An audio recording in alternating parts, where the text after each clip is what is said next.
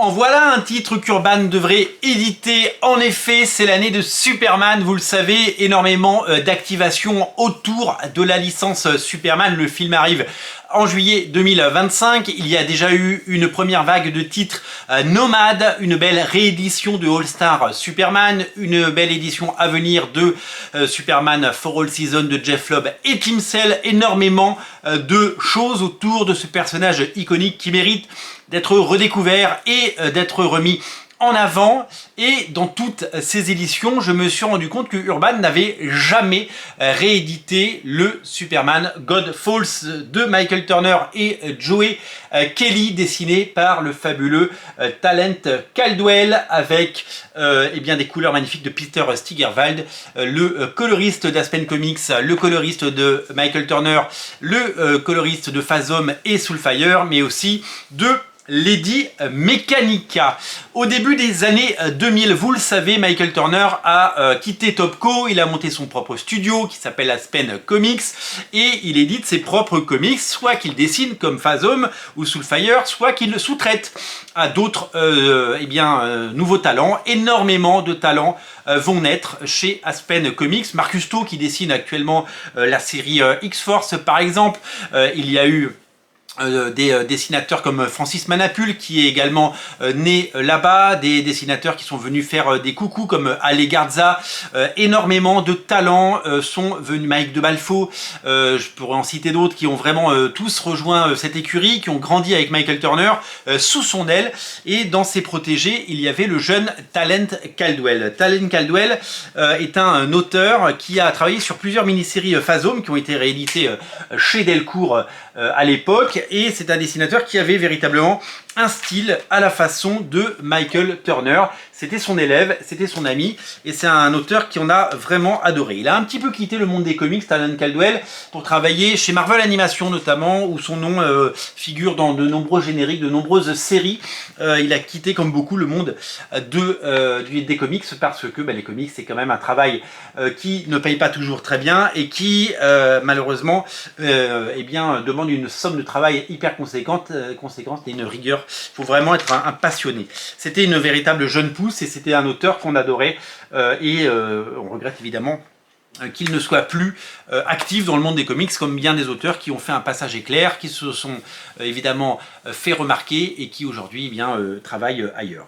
Alors, au début des années 2000, toujours Aspen Comics, ils ont produit leurs propres comics chez Aspen, mais également ils ont signé des contrats pour faire des piges. Michael Turner a fait énormément de couvertures chez Marvel Comics, notamment sur Civil War par exemple, mais il en a fait des dizaines et des dizaines de couvertures, et il a décidé de lancer deux projets, donc en fait un peu sous-traités sous licence par DC Comics.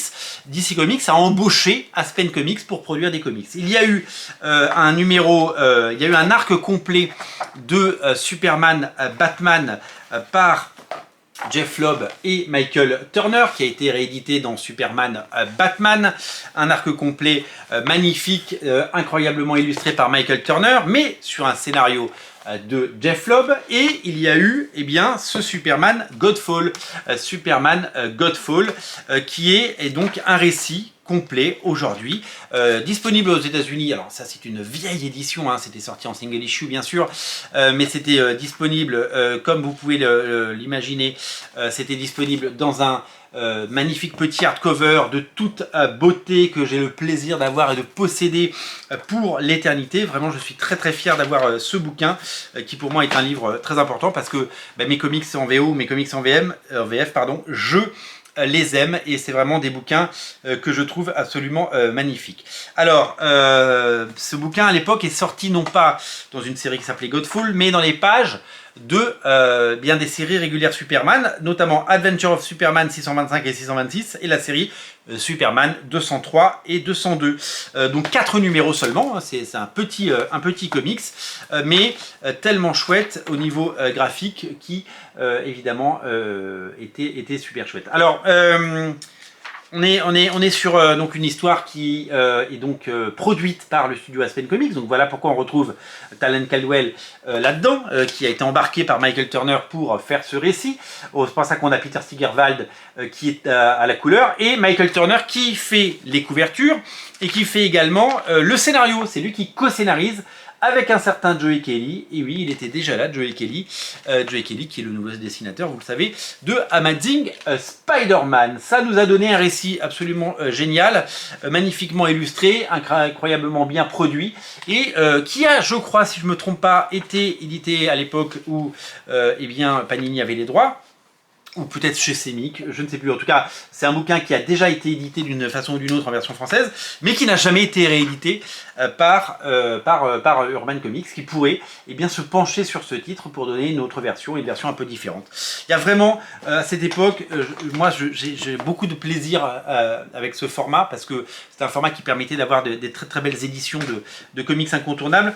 Ils avaient utilisé ce format à l'époque pour, par exemple, les Superman de Kurt Busiek, dont on pourra reparler, et dessiné par Carlos Pacheco, donc c'est le même format, ou même pour les Superman de Jeff Jones qui eux ont été réédités, vous le savez, qui vont l'être à nouveau dans la nouvelle collection Paperback chez Urban Comics. Donc vraiment, moi ça me fait une petite collection de très très beaux ouvrages que j'affectionne vraiment particulièrement, et ce Superman de Kurt Busiek, eh bien ça fera peut-être l'objet d'une autre émission pour réclamer un titre, en tout cas qui mériterait d'être réédité chez Urban Comics. Voilà, donc prions pour qu'un jour on ait ça, un jour dans une belle édition en français.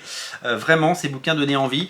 Il se passait vraiment quelque chose à l'époque, il y avait vraiment de l'énergie, du talent et une façon de produire des comics qui touchait le grand public. Donc réjouissons-nous et espérons qu'un jour nous aurons le plaisir de découvrir ça. Que le succès de Superman ouvrira les portes, le champ des possibles à énormément de rééditions, puisqu'il y a énormément de bons titres Superman à rééditer. Pour l'heure, je vous invite à vous abonner si ce n'est pas déjà fait, et je vous remercie d'être aussi fidèles et aussi nombreux sur Radio Comics. Je vous dis à très bientôt, salut.